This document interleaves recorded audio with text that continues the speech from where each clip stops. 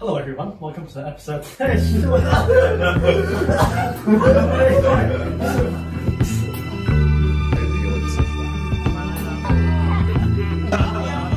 Subscribe. Every night, 6 p.m, walking to objective hour. Hello everyone, welcome to episode 3 of the Objective Hour. Today I'm joined here with two of my very old friends, Max and Kristy, and one person who I've met literally 30 minutes ago, but who seems pretty cool. So, without further ado, let's have our guests introduce themselves, starting with Max here. Hi, it's me again. The last episode might not be out, Okay, yes. So we actually filmed an episode last week, and because of some things said, we might not be able to put it out, so this would be perhaps the next episode. Yeah. Okay, so hey, I'm Max. I'm a student in HKU, and I study English and linguistics and a little bit of Spanish. Yeah, just FYI, maybe talk closer to the mic. Yeah, you got that right. Probably. No, say the same thing. Alright, fine. University student in Hong Kong University, studying English and linguistics. Okay, cool. And are you religious? No. Okay, good to know. Kristy, Max? Hello, I'm Kristy, and I'm also studying in University of Hong Kong. I'm studying in digital humanities. Okay, so someone who's also studying the same subject? Or something very similar at least, digital technology. Literally identical. Oh, so literally identical. Okay, Yes. okay. So here is Elijah.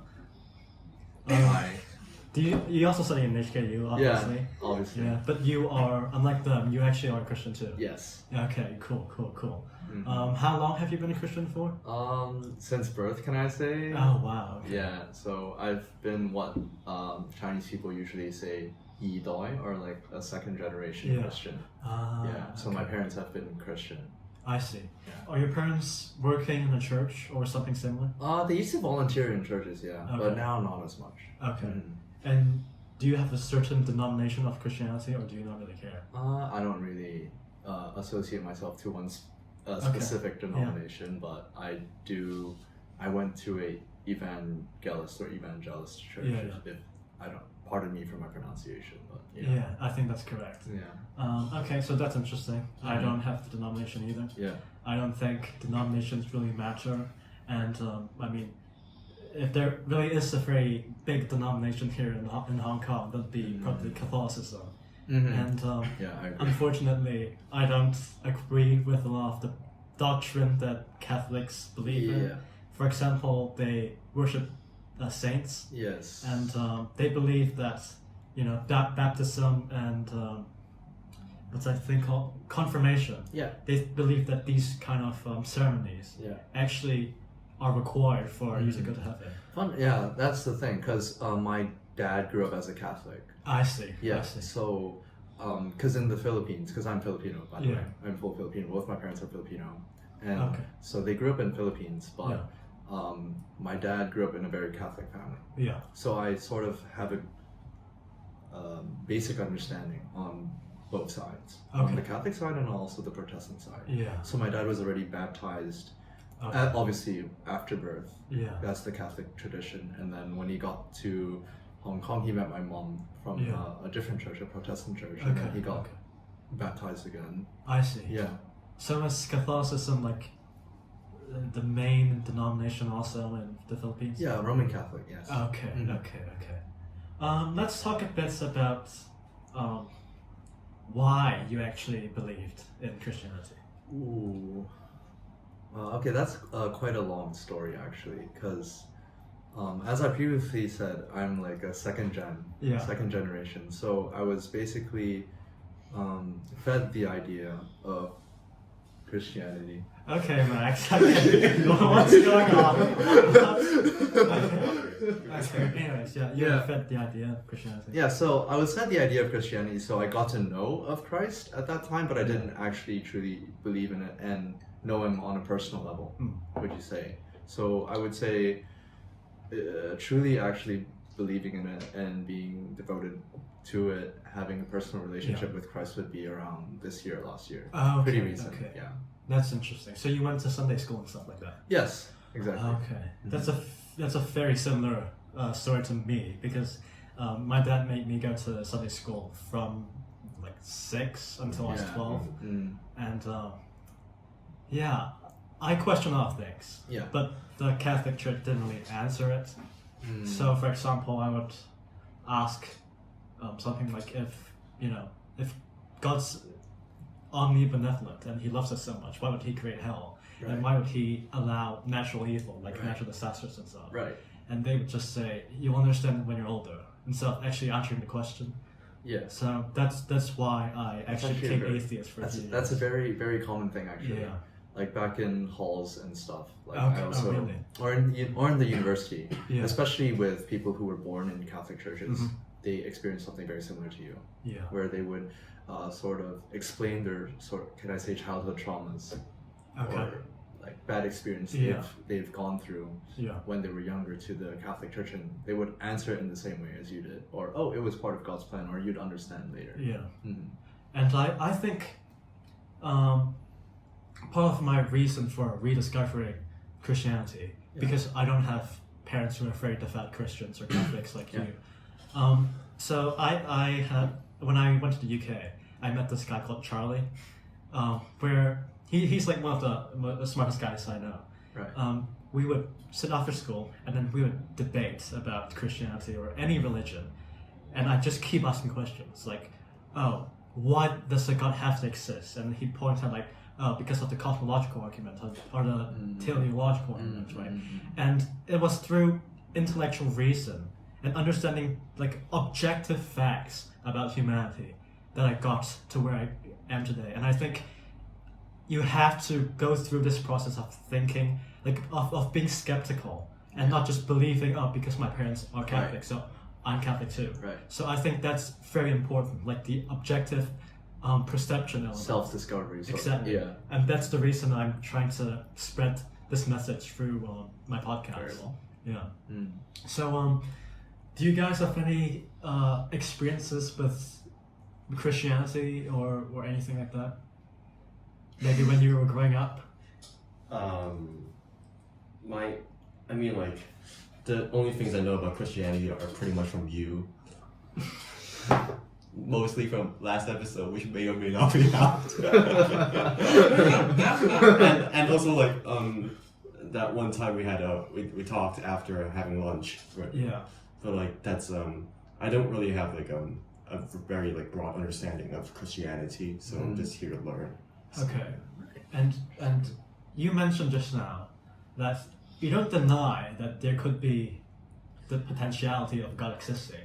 You just, you think the chance is very low. Like anything's possible, Yeah. If you've seen Friends, right? Like evolution wasn't people didn't believe in evolution before, but like people believe in it now. So like there might be like a difference in like opinion after, I don't know, like 30 years or something as well. Okay. And why do you not think it's probable? I do think it's probable. Okay, why do you not? No. But you don't think it's probable. You think it's possible. You don't think it's probable. Right. Yeah, there's a difference, I guess. Yeah. Like right now, I don't know. Like I don't have a very broad understanding of Christianity. So Fair enough. So everything in, like, I guess it's something that may or may not be changed after like a few years or something. But like right now, I guess I'm just more. I believe in science a little more. Okay. In a way, I guess. Right. Okay. Do you think that if you were more well versed in theology, that your opinion might change? Like maybe like a few years back, like when you're younger and you're more open to different things. But Okay. when you mature, you already have like a pretty set mindset, and it's harder to accept new things. So it's still possible, but like right now, I'm guessing it'll be harder to make me like believe in something that I may or may not believe right now. Okay. Do you feel a similar way, Kristy? I feel like we have a similar thought because I don't really have a Christian background. So I was in a Christian Catholic kindergarten. Okay. But it's more like we touched on the most basics of Christianity, like Jesus and stuff. And I didn't really learn about anything other than the Bible and the stories of it. So after I entered primary school with Max, it's not a school with Christianity or any basis of that. So it kind of just faded out. I knew the stories, but I just don't believe in it because there's not really anything I can touch upon that I can't really believe in. And I feel like there should be an all-knowing being in this world. But You feel like there would be? There would be, but I don't see that I don't devote myself into any one of them, or I don't know which one would it be, or who would it be. Okay, I think that makes sense. If you don't know, whether or not, if you don't know which one of the gods is actually the real god, obviously you wouldn't devote yourself into either of them. Right. Yeah. So my question is, if you didn't know, or you thought you believed very strongly in one specific god from one specific religion, do you think then you would devote time into the doctrine of that religion? I think so. I think the basis of devoting yourself into a religion is to know what you're believing in, or the figure that you're believing in, and it really, if you have something to direct your beliefs into, it's more you feel yourself more believing. Okay. Fair. Yeah. Okay. So the message I'm getting is that you guys aren't particularly into the idea of discovering whether or not a god exists, or whether or not, or which god exists. And I think that a certain level of curiosity in this realm would benefit you, and I'm saying that because if you guys actually believe a god exists, specifically for you, Kristy, right? If you think that a god exists and you just don't know which one it is, do you not think it's very important to do what this god tells you to do? I mean, I don't know which god it is. Yeah, okay. And specifically, if any of this religion, any of the existing religions are actually the god that we're looking for. So, and I cannot be sure of that. So yeah, I guess like the ideologies of different gods could be quite different. What's wrong with you? Can't you just speak normally? You started smiling for some reason. I'm just smiling. I'm not laughing. Okay, go on. Yeah, go on. Like the ideologies of different religions. Yes, exactly. Are quite different. Okay. So, yeah. So like, I'm guessing what she's saying is like until she's like completely certain which god actually exists, Yes. she cannot devote herself to any religion. Okay, I very much agree with Yeah, that sentence, right?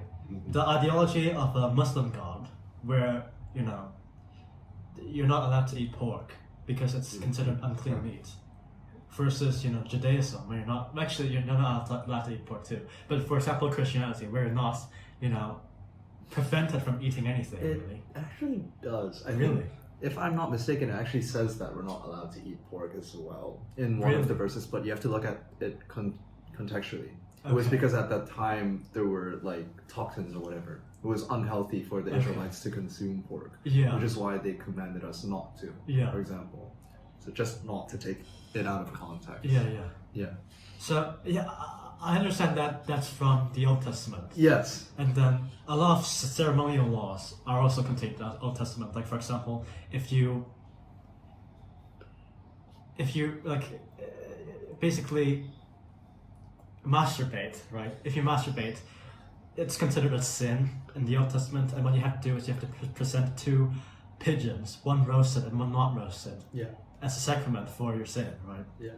I don't know why the hell you're laughing, but yeah, that's true. That is. Yeah, but so part of Jesus coming and the good news is that his death cleanses. Why are I'm not laughing. Okay, I'm sorry, but it just looked like you're laughing. Yeah. Yeah. Oh my gosh. Give me a moment. Okay. So, part of Jesus coming here is to tell us that ceremonial laws are relatively extremely unimportant to the real things that God actually desires, which is us loving each other. Yeah. Like that's what he told the Pharisees outside the temple, and that's why today I still eat pork and I don't really see a problem with it. But so back to your point about different religions differing ideologically very intensely. I understand that. And I understand that it's impossible to devote to one religion, especially when they're so contradictory. When you don't know which one is objectively the truth. But then, do you not feel a need to find out the truth? Sure. I mean, I'm honestly in this stage of life. I think that my priorities are not here. Right? There are more important things to devote my studies, my work. There are more important things to put my time and effort in. And of course, there's different people have different priorities, and religion might be a really big priority in front of them, right? So there isn't a need for me to find God when there's more important things for me to do.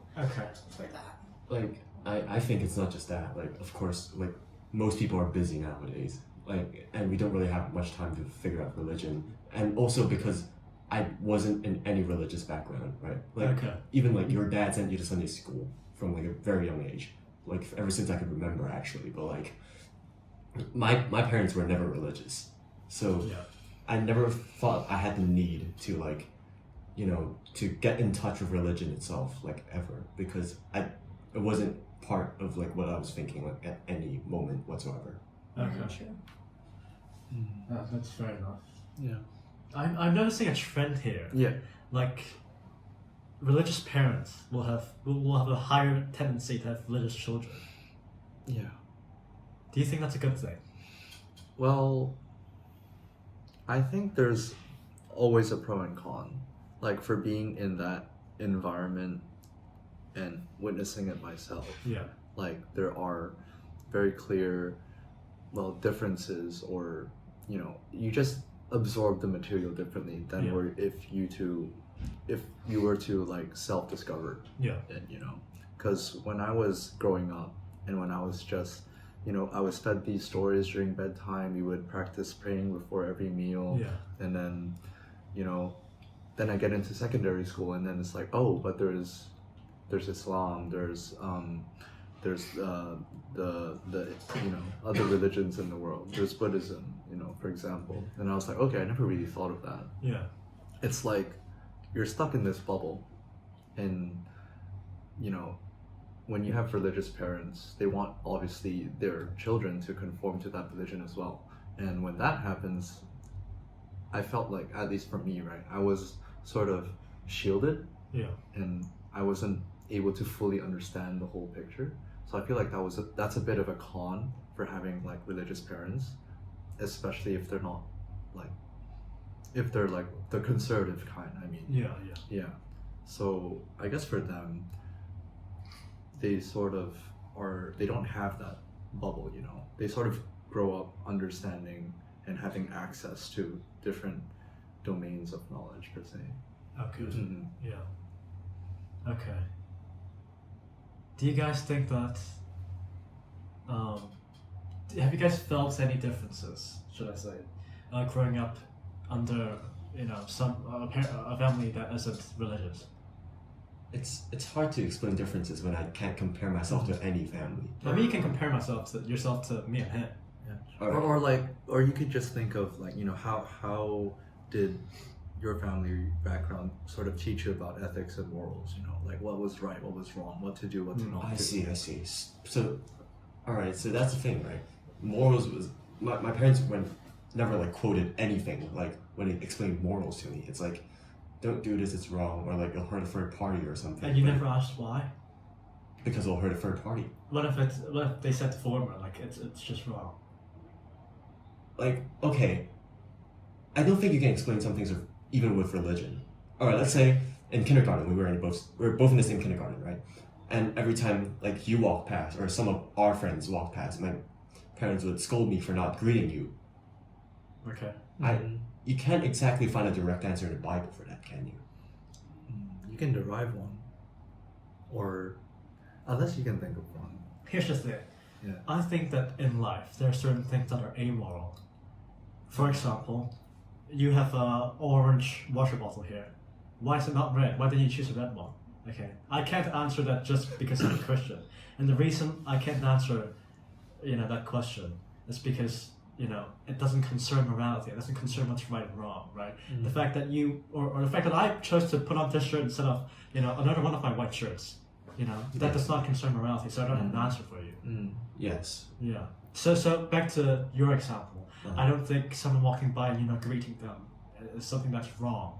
Okay, if you don't greet them because you deliberately just dislike them and you're trying to just avoid them at all costs, then that is wrong. Mm. But I don't think that just because you did not acknowledge someone walking past you, that's necessarily wrong. There's a difference between like the color of my water bottle and not greeting someone, right? Because In what way? this is personal preference, colors. However, for greeting someone, people might think about it afterwards, why didn't he do that? Exactly. Does he not like me? Something like that. I think what Tom is trying to get at is that we have free will. That's true. Yeah. Where those things sort of come together is that you get to choose what to do. You get to choose to greet him or not. You get to choose if you want to drink from this bottle or from that bottle. So the reason why, you said something that, afterwards people would think, right? Yeah. Or afterwards, you would feel guilt or something. So then it comes to the thing about the value of human beings. Because if you were atheist, right? Mm-hmm. Let's say I do not believe in a God. I believe that this is completely accidental, right? Then we're just matter and energy. Yeah. Then there would be no value to our lives. There would be no value to anything that we go through in the world, right? Right. So technically, nothing is right, nothing is wrong. I could not grade you, I could grade you. But the reason, this is one of the reasons why I believe in Christianity is because its teachings and in scripture, it talks about human value. It talks that we were given a purpose. Yeah. Which is why we have a conscience. Which is why we feel those sort of emotions. It's because we feel like we have meaning. And I believe that I have meaning. I believe that you have meaning. You have a purpose. I see. So you think Christianity gives human beings purpose, or religion? It's not the religion that gives you a purpose. You were made with a purpose. Yeah, I agree with that. Yeah. Back to you. Just okay. Yeah, I completely agree with what you said basically, but just more on the point about, your life not having purpose if you're not religious, or there not being a purpose to your life without religion, right? Let's say I believe in something that is, in my perception, is correct. Okay, and you have an opinion that contradicts that. For example, I think rape is wrong. And you think rape is right, okay? For example, okay, we are both people who are rational and came up with a conclusion, a moral conclusion, that's based on our rational, logical views, right? So the justification between my opinion, it's the same justification behind your opinion. So you are not more right than me to say that rape is correct, and I am not more right than you to say that rape is correct. The only reason why we know that some things are objectively correct and objectively wrong is because we gain that moral way from religion. Yes. God says that you cannot rape, you cannot steal, you cannot murder. That's why we cannot steal, we cannot murder. That's why we know objectively that under any circumstance, even if I were poorly educated and had a huge libido, right? Even in any circumstance, if I saw a child on the street and I raped them, I hope someone doesn't clip this and That's an AO. Yeah. But that's how we know that under any circumstance that rape is wrong. Right. Yeah. So do you guys? So for an atheist, right? You guys probably share a lot of moral views with me, even though you're not a Christian. So, for example, I'm sure you guys believe that rape is wrong. If not, please get out. But so where do you get this idea of what's right and wrong from? Oh yeah, sure. So like, I thought about this like for after like our last like podcast, right?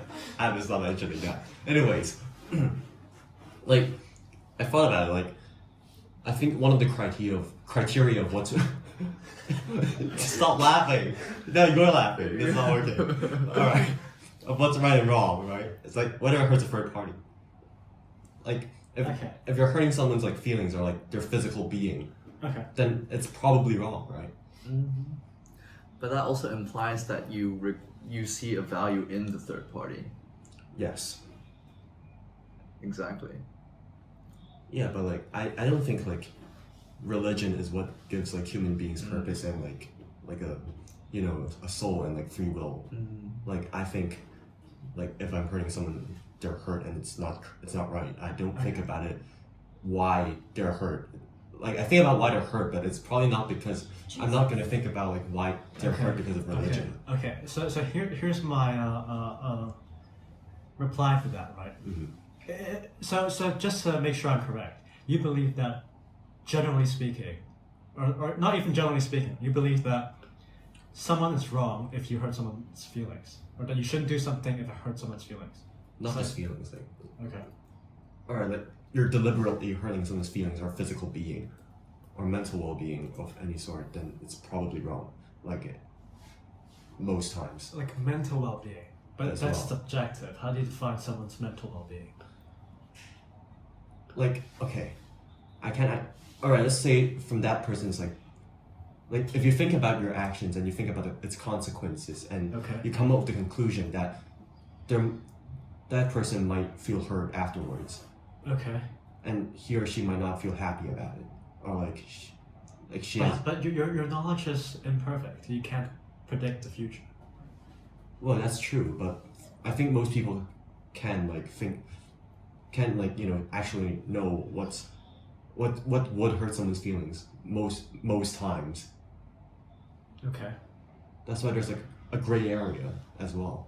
Like let's say you just push someone and you think, alright, it's fine, right? Like it's not gonna hurt them or anything. But like that person is like just thinks about it a lot and he goes like, oh, why did he push me? Does he not like me or something? Yeah. Then that's a different issue. Like yeah, I think most times, just say you talk to someone behind your back, then it's probably wrong. If they hear about it, they're probably going to be sad. So, yeah.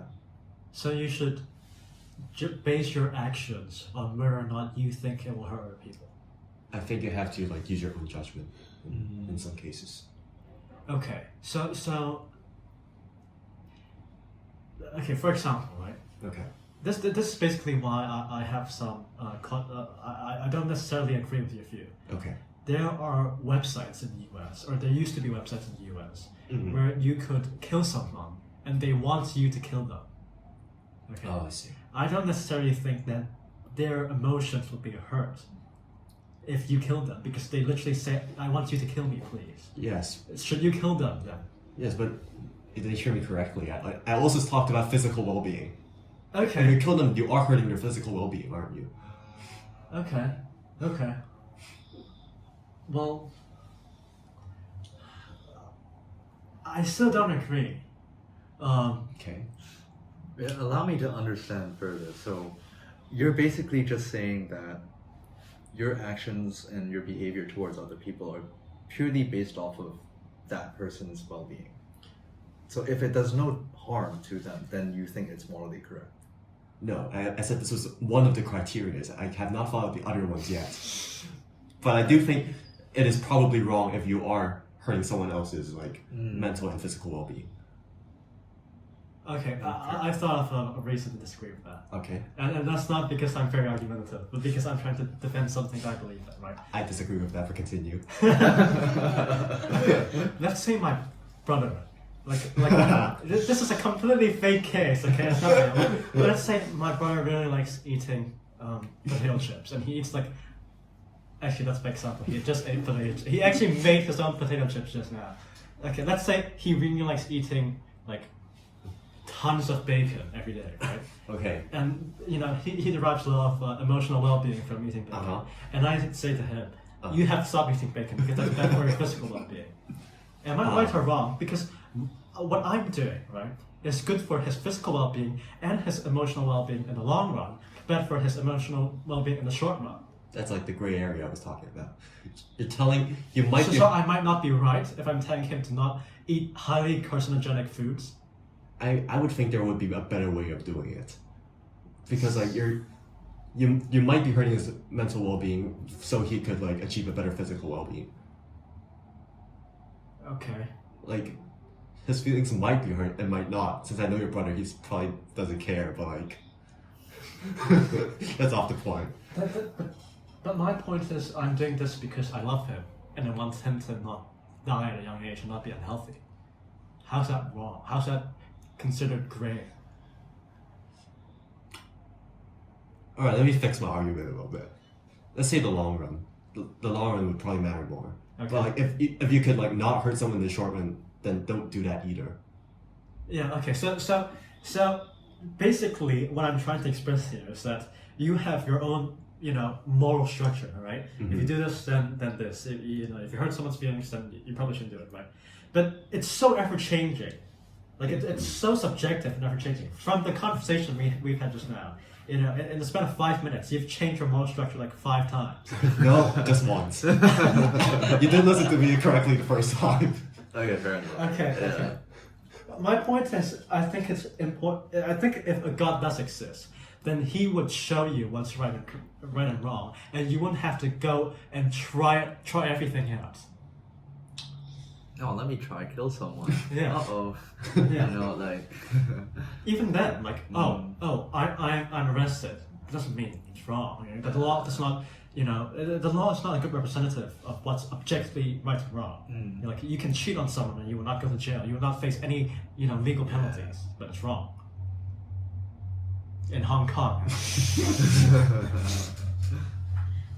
I mean, like, you can try to look at it from like a third person kind of type of like point of view as well. Yeah, but what I'm trying to say is that it will never be completely accurate. I think the Bible and the law is somewhat similar. Yes. In a way. Yes. It's just how you base it off. And sometimes Bible doesn't tell you specific things that you should follow or not. Like there's the same as Hong Kong law.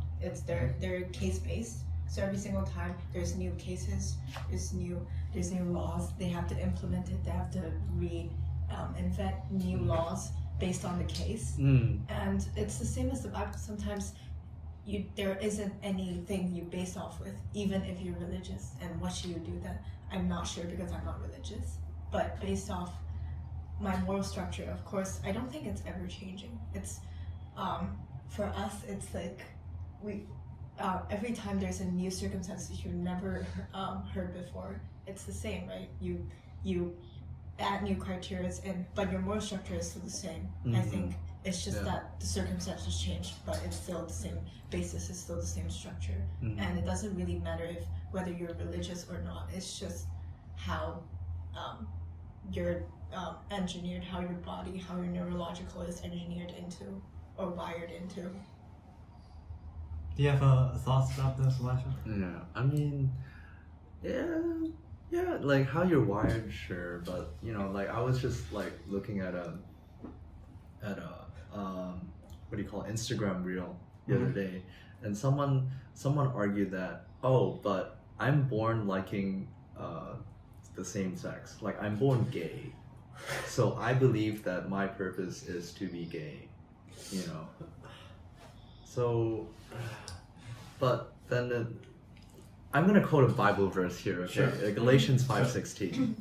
So basically, or Galatians 5 is basically talking about, the root of sin is the flesh. I agree. Right.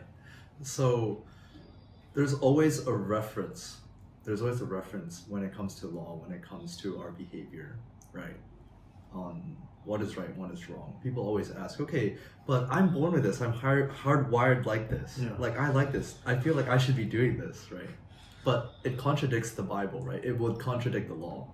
So what I'm trying to get at is, because we're born or we're made like this, we're made cursed, we're made with a sinful intent, sinful desires, that sometimes what we want to do is immoral, is incorrect. Like, for example, someone insults me.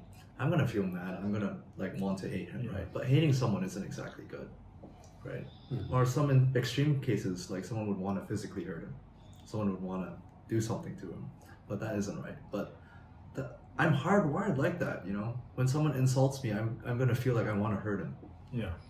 I feel betrayed. I want to hurt him. I want to do something, but that isn't right. Yeah. And because it contradicts the Bible, because it contradicts the law, thus I know it is not my purpose. It is something that I'm not meant to do. Yeah. More of that, or just actually using the same example. If someone hits you, the Bible tells us to turn the other cheek, right? Yeah. Your human instincts, however, tells you to retaliate. You either fight the guy or you run away, right? But what I'm trying to say is that a lot of times what we're hardwired to do, what we feel is natural from our biological instincts, not actually what we should do. It's not what is morally considered correct. And I think that doesn't have to be considered religiously. If I hit Max, right, and he hits me back, we would judge him hitting me back as not the best thing he could do. He could just forgive me and he could walk away from the situation. But him hitting me back is an expression of his anger, his rage, his inability to forgive, his desire for revenge. Even an atheist, I believe, would consider that to be wrong. Yeah. Right. Yeah. Yeah. Yeah. Oh, yeah, sure. And also, if you hit me, I'll probably die. So.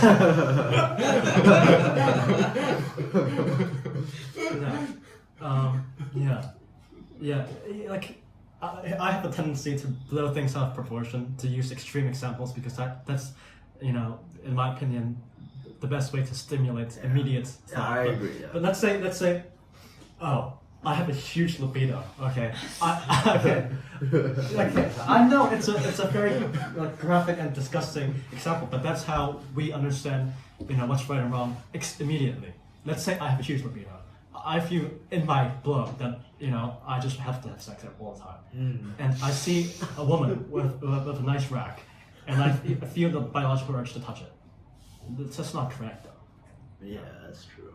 Mm-hmm. Yeah. So even though we might be hardwired to do things in certain contexts, I think it's probably more virtuous, even from an atheist point of view, to just abstain from it. And I think many times, after doing something bad that is considered natural, we have an intrinsic understanding that what we're doing is wrong. I can't speak for you, Kristy, because I don't know if you do it, but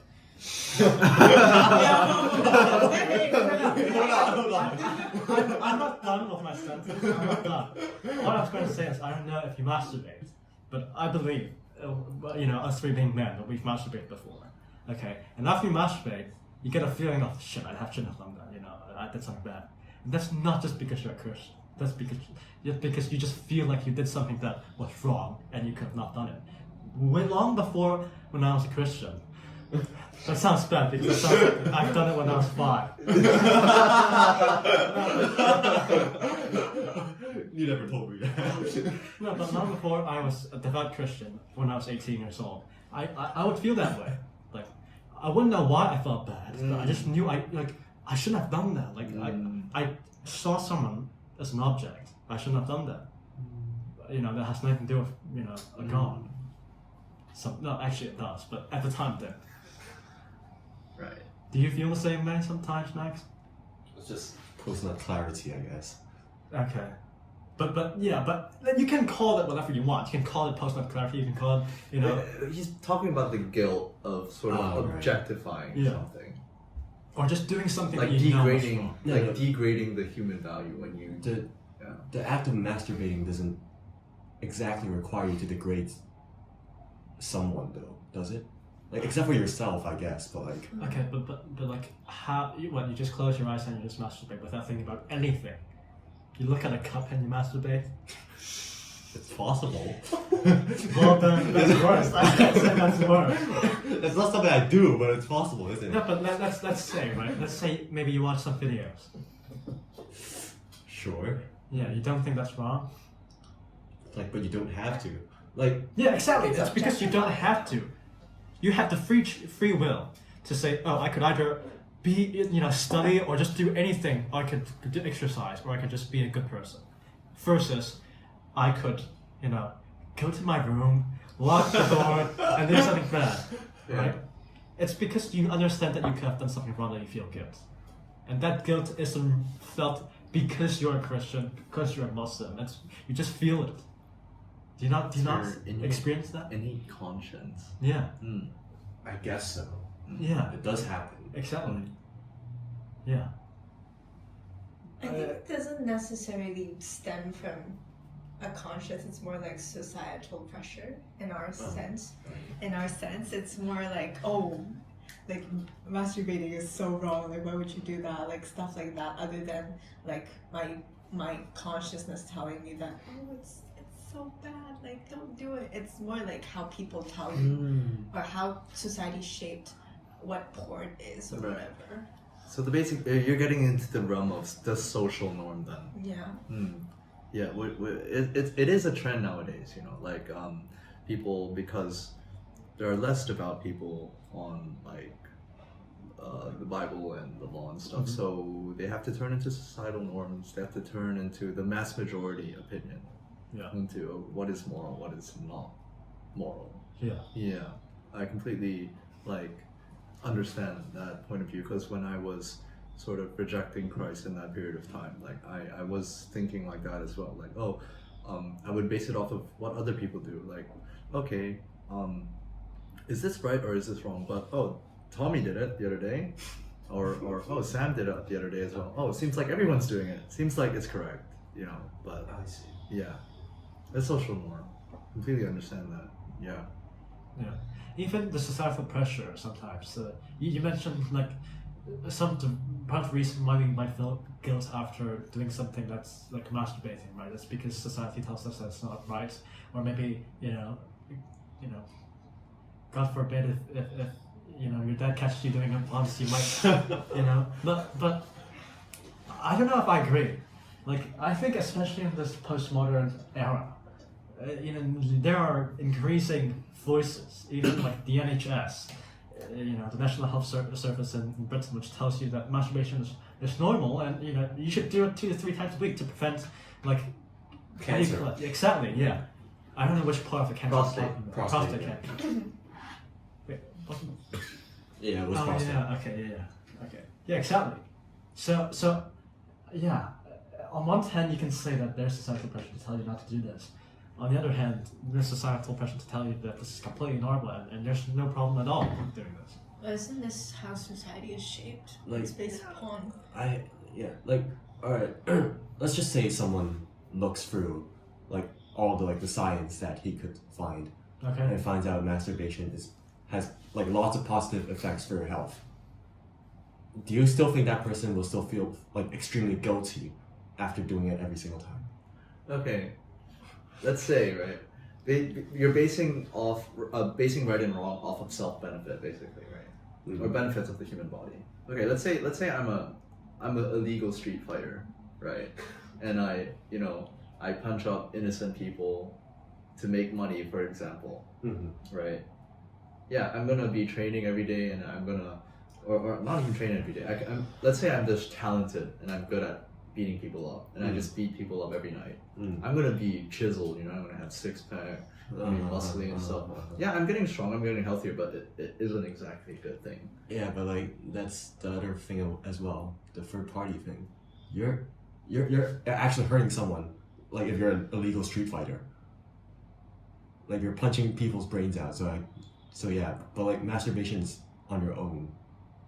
Okay, so let's say instead of punching people out, he was actually schizophrenic and he was punching, Oh my he was goodness. punching road signs up. Yeah. And he's actually gone really chiseled from hitting iron. Right? That's not. You think that that's good? That's really extreme, man. But like, I think we talked about this last time as well. You talked about hitting iron last. No, schizophrenia. You said like. Oh no! Okay. Let's talk about it. Okay. Okay. So Kristy last time talked about how murder was, it might be justified if that person was schizophrenic and didn't know what he was doing. Mental illnesses And then you were like, yeah, I have nothing to talk about that. Let's talk about other than schizophrenia. No, I only said that because we don't have conclusive scientific proof to understand exactly what they're looking at. Because no, Kristy mentioned, right? People with schizophrenia might perceive someone with a knife walking after them and stabbing them, when in fact that person did not do that, right? I'm just saying that I don't know what a schizophrenic person would see. I don't know for a fact that they actually can see someone with a knife walking towards you. So I can't use that as an example. Okay, it's like I can say that, let's say that someone was a robot and was hardwired to rape people. I can't say that a person actually exists because I don't think a person actually exists like that. Mm. We don't have empirical evidence that someone exists like that. Mm. Yeah. I mean, we can't really. We can't really see. We can't really have a conclusion on everyone's things, right? It's the same as schizophrenia. It's the same thing. Like, you can't really see if somebody is hurting. If the person that has is hurting someone, or that he's hitting iron, or he's envisioning that actually there's somebody who's hitting him, so he hits back, right? And it's the same thing. Like, you can't really understand one's motives by looking into his or her brain, right? That's true. Yeah. So every motive you can't really deduce it from what he thinks, because you're not in his brain. Yeah. And also that's why it's a about. good conclusive. Yeah, so the intention of the heart is very important. Yeah. That's what you're trying to get at. Yes. Yeah, fair enough. I agree. Okay, so I think throughout our conversation so far, we've talked a lot about, from a non-religious point of view, this might be correct. And then we contradict that by saying, no, look at this, right? And it's a very slow process. So maybe let's try to speed things up a little bit. What do you guys think are objectively right and wrong things? Dude. What? I've talked about this with Yambo before. Okay. I told him there was no such thing as objectivity. You don't think that, like, at all, or just concerning morality? Like, most times. Not No, just but what do you mean? morality. If you're talking about most times, excluding the little times, that means objectivity exists. I guess objectivity does exist. but Okay. It's very hard to define as well. Does 1 + 1 = 2? Okay, fine. Scientifically, then sure. There is objectivity, I guess. Okay. So you think that? What do you mean by scientifically? So like in like philosophy? Or like math, or like something you can easily observe, not like morals. Like, this book is orange, this water bottle is also orange. Like, these are objective facts, right? Okay, so okay, I understand what you mean. Let me just, if you want to talk about, actually no, I disagree. I don't think that the idea or the concept of 1 + 1 = 2 is an empirical fact. You use that example yourself. Yeah, I use examples. It's not empirical. Okay, in knowledge, right? There are certain things called a posteriori knowledge, which is something you observe through the world. For example, humans cannot fly, and I know that because no one has ever seen a human fly before, right? That's called something that's a fact you obtain through empirical observation. There are other types of knowledge called a priori knowledge, where the fact itself is in its definition. It cannot possibly contradict itself. So, for example, right, a bachelor cannot be married, and a bachelor.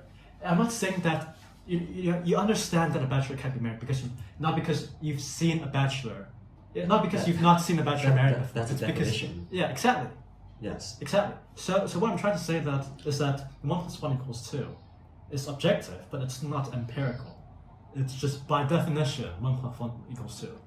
How would you define empirical? Like something you can observe. That's the definition of empirical. Mm-hmm.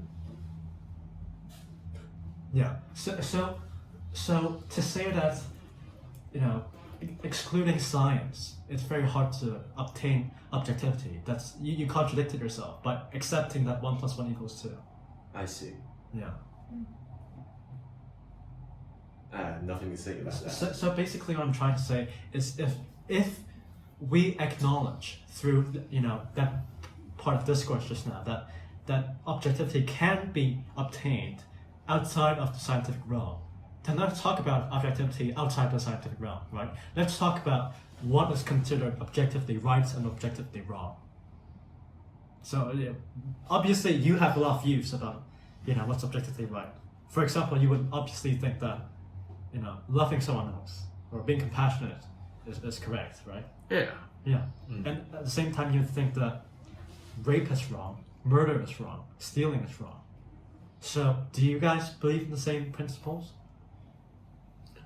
It's gonna be a full-length conversation like last time. Good. That's why we're here.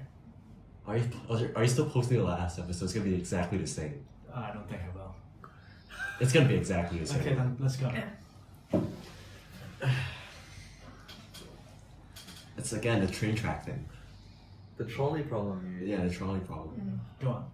Like you can either choose to run over one person or 5 people. It's like you're still doing it intentionally, but like you're not doing it with malice, I guess. Like, so that's like right in your like POV, right?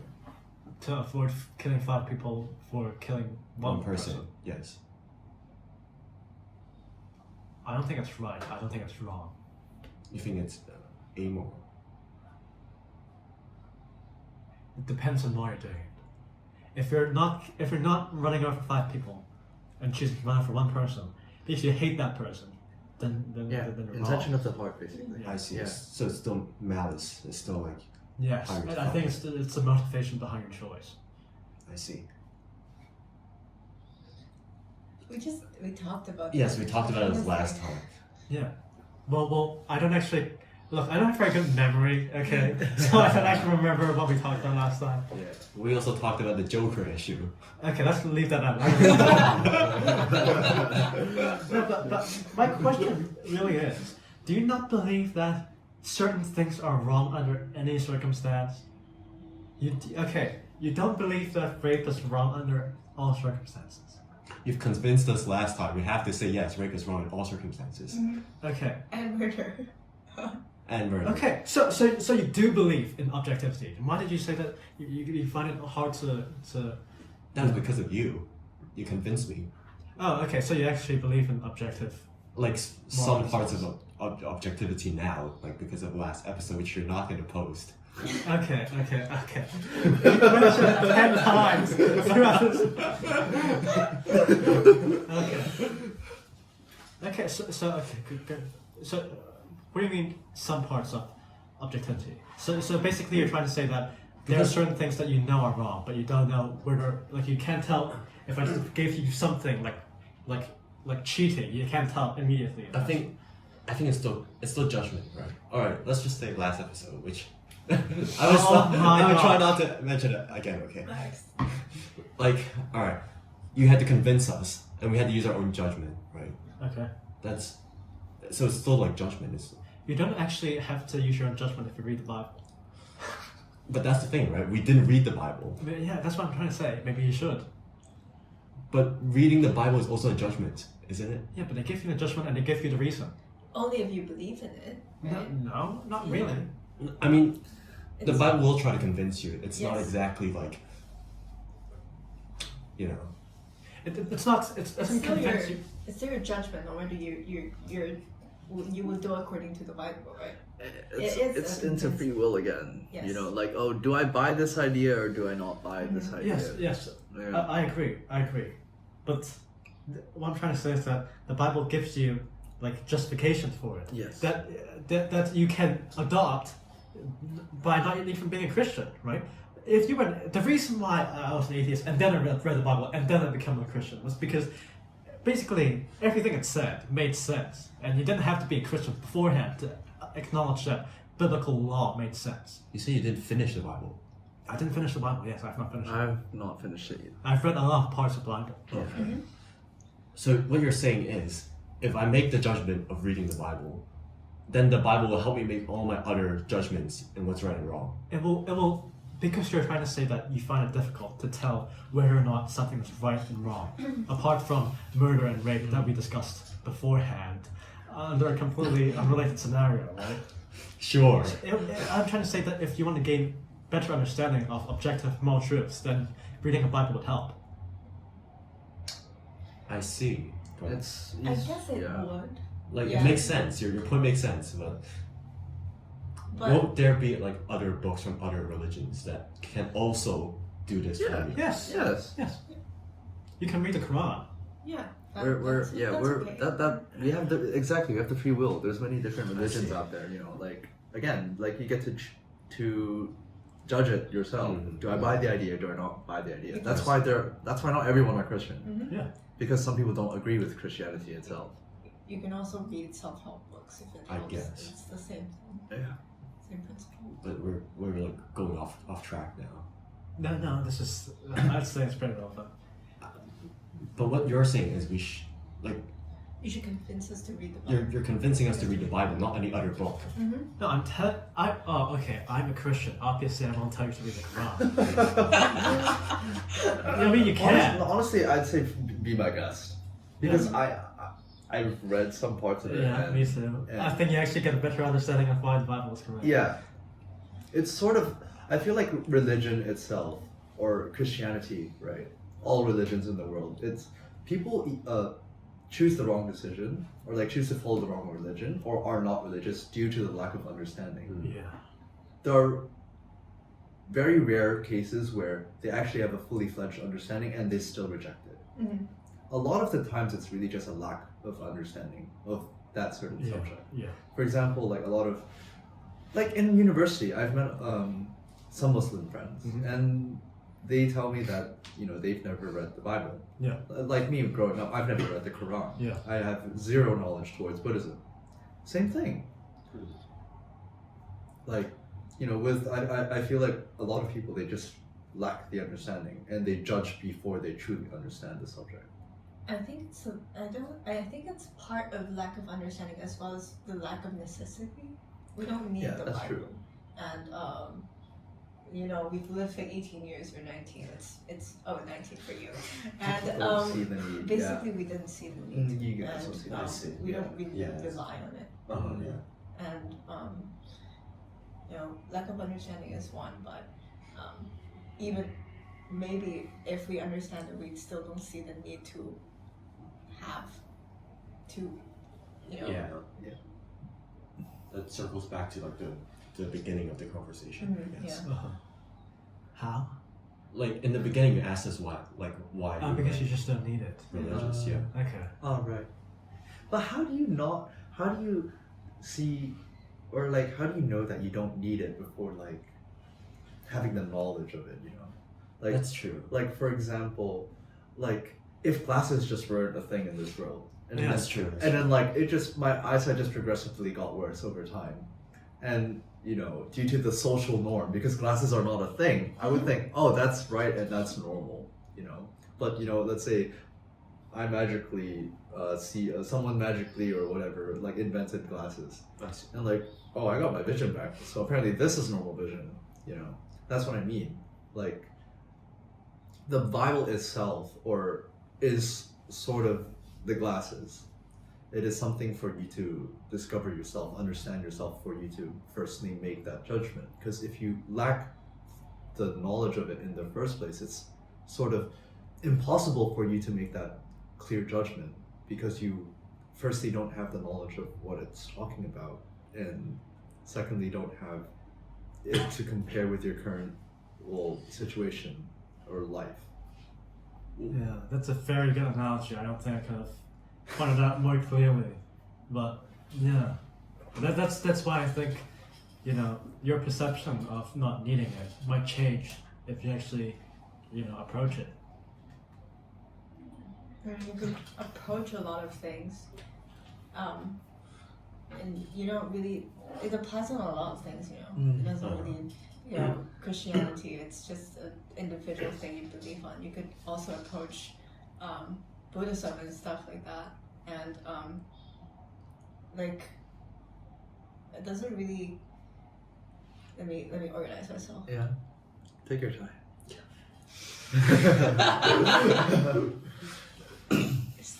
It's like it applies on a lot of circumstances. Yeah. So if you approach a million things and you think all of it is necessary, then what would you do, right?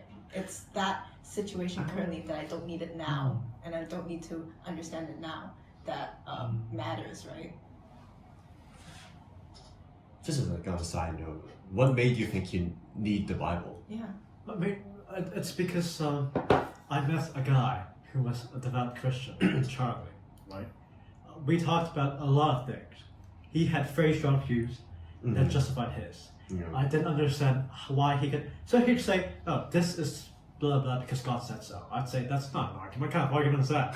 And then he explained why, you know, God saying something actually matters by explaining that God actually does exist, and that He was omnipotent. He was the creator of the universe. He knows everything, and then it made sense. How long did that take him? 9 months. We stayed after school every single day for 9 months and debated for hours. Wow. Oh, Yeah. Okay. Does he not have any other hobbies? He probably does. We just like to actually discuss it. I see. Yeah, I think that was the most life-changing part of my life, actually. That part of discourse. Yeah. Well, back to like what Kristy said, or like what you guys commented on. Like what I would describe it as is sort of like a premium subscription. Like let's say you get YouTube Premium, right? Oh wow, no more ads, hurrah! Yes. And then your subscription expires, and suddenly you have to have ads every few minutes. You know, then you would get that feeling like, oh god, okay, I can't. That's slightly different though. That's what I mean by the need of a certain thing, the need of the premium, right? If you don't try out the YouTube Premium, you'd be completely fine with using the normal original version of YouTube. So this world is amazing, it's wonderful, and it allows you to live and make your own free choices. I see. Right? Yeah. You can completely live. You can have a very meaningful life without touching Christianity. But if you haven't subscribed to the premium, if you haven't read the Bible, understood the Bible, you know, you would still miss out on that certain thing. So when you say that you currently don't have the need, I completely understand. Like I completely... what I'm trying to say is that it's not sort of the need of getting into a religion, or like let's say you're in a really bad and struggling situation and you need something to help you. It's less of that. It's more of a thing that is there and a thing that we sort of need to put an effort to understand and to see. That's every single discipline in the world, honestly. Yeah. Like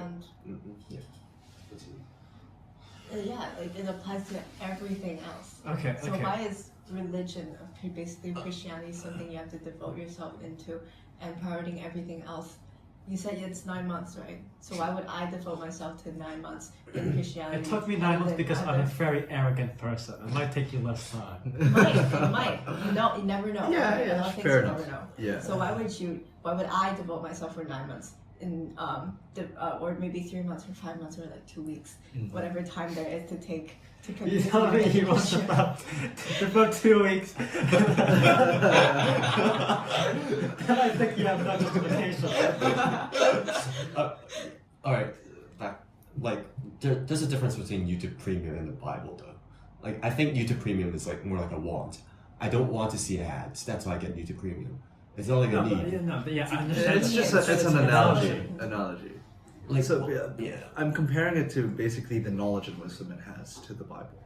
Basically, with the guidance of the Bible, the knowledge of the Bible, having a personal relationship with God, it, at least to me, for you definitely too, right? It helps you go through life a lot better. It gives you a lot of insight. It's sort of a guidance on okay, what is the right path, what is not the right path. It's very knowledgeable in that sense. So I'm comparing it to in YouTube, right? All right. I'm just put yourself in the YouTube world, that domain of things. Yeah. Having that premium allows you to have a much more enjoyable experience in that YouTube domain world. That's what I'm comparing it to in that analogy. Yeah. Yeah, as I was saying, why would I devote myself into Christianity? Something that's theology or philosophy and stuff that are more. I have an answer to that. Mm-hmm. You knew me before I was a Christian. You knew me when I was from S1 to S5. Okay. Mm-hmm. Part of what most Christians would agree on is that if someone becomes a Christian and they become a better person, and you can observe that, then you would think, okay, I wonder why. And if he tells you that the reason was because he followed Christ, then I think that's a very strong reason to at least discover that yourself. Obviously, I might not have accomplished that yet, but oh God, I'm not taking that. I'm not taking that. No, but what I'm trying to say is, like me and Elijah, right? We're telling you that this is the truth, this is the way. Mm-hmm. We're telling you that you should at least discover this. Do you not think that, just judging by our credibility as friends, that you should at least, seek it out? I knew Tom before he was a Christian. Okay. Oh gosh. He gave different types of advice. No, talk about what I did when I was in seminary 2 and seminary 1. Are you sure? Okay. Don't call them out. Don't call them out. But explain briefly what happened. No, you were dating people all the time. Okay, that's not very representative. I find you talk. Be more graphic, maybe. Okay, honestly, I don't think you were a bad person. I think you're a really good person, and I think you're a really good person in before and after you were into Christianity. I didn't say that you changed, but you weren't. I didn't change for the better. No, but you were a good person when you were before you were into Christianity. And it's just the values changed, okay? But if you think you're a better person, then I for sure, yes, you are. I know 5 people in my contacts, but I mean, you are gonna make foes along the way. It doesn't matter, anyways. I don't think there was much of a change between you then and you now, except for your perspective on rights and wrongs and religion. Okay. You're still the same guy. In a lot of ways. And of course, if you guys want us to look into Christianity as according to the credibility of both of you, of course we would. Why don't you? I would. I didn't say I wouldn't. Okay. Okay. I mean, just think about her talking about the Christian. I cannot understand a single thing you're saying. This guy, bro. What episode is this? This Just 50% laughter. We don't have enough time. You understand? We're not gonna deploy Christianity for 2 weeks. What have you been doing the past week? Apart from Spanish lessons, what have you been doing? Tell me. I don't know, going out to lunch, having fun, listening to music. Okay, and you don't think that maybe if this were, God actually exists, the creator of this world actually exists, that it would be important enough to waste 15 minutes of your time, watching YouTube or listening to Michael Jackson to actually, I don't know. Michael Jackson's fire.